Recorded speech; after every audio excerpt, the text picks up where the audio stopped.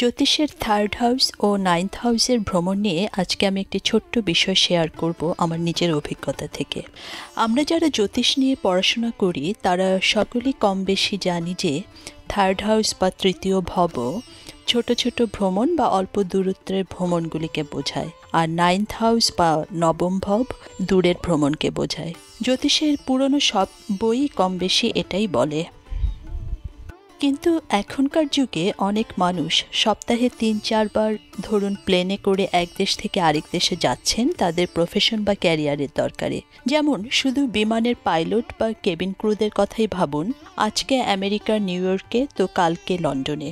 এক মহাদেশ থেকে আরেক মহাদেশে তারা প্রতিনিয়ত উড়ে যাচ্ছেন, সেখানের হোটেলে রাত্রি যাপন করছেন, স্থানীয় কোনো রেস্তোরাঁতে খাচ্ছেন, পরিবারের জন্য শপিং করে আবার আরেক সকালে অন্য দেশে ফ্লাই করছেন। এখানে আমরা কি বলতে পারি যে তার নবম ভব থেকে এই লং ডিস্টেন্স বা জার্নিগুলো বা ভ্রমণগুলি ঘটছে?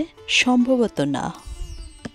আসলে বর্তমান যুগের কনটেক্সটে থার্ড হাউস যে সংক্ষিপ্ত যাত্রা এবং নাইন্থ হাউসের দীর্ঘ যাত্রাকে আমরা আরেকভাবে কিন্তু ব্যাখ্যা করতে পারি। সেটা কীরকম? কারণ সেই যুগে মানে প্রাচীন যুগে মানুষের চলাচল খুব লিমিটেড ছিল, জীবন ছিল অনেক সরল। যানবাহন বা আরও সোজা করে বললে যন্ত্রচালিত গাড়ি এসেছে মাত্র ১৫০ বছর আগে। মানুষ তার বাড়ির আশেপাশেই কাজে যেত, এক গ্রামেই বেশিরভাগ মানুষ সারা জীবন কাটিয়ে দিত। আর তাই আমরা যদি আমাদের বর্তমান জীবনে এই দুই হাউসকে ব্যাখ্যা করতে চাই ভ্রমণ দিয়ে, তাহলে আমার অভিজ্ঞতা বলে যাত্রার দৈর্ঘ্য নয়, বরং যাত্রাটি কতটা পরিচিত বা অপরিচিত অনুভূত হয় আমাদের মাঝে, সেটাই আসল বিষয়। যেমন ধরুন, প্রথমবার যখন আমি সিঙ্গাপুরে গিয়েছিলাম তা ছিল নবম হাউসের অভিজ্ঞতার মতো। ভীষণ অপরিচিত, কাউকে চিনি না, সব কিছু নতুন, খুবই এক্সাইটমেন্ট, অনেক লম্বা ভ্রমণ। কিন্তু এরপরে আমি আরও 10 বার সিঙ্গাপুরে ভ্রমণ করেছি গত 12 বছরে।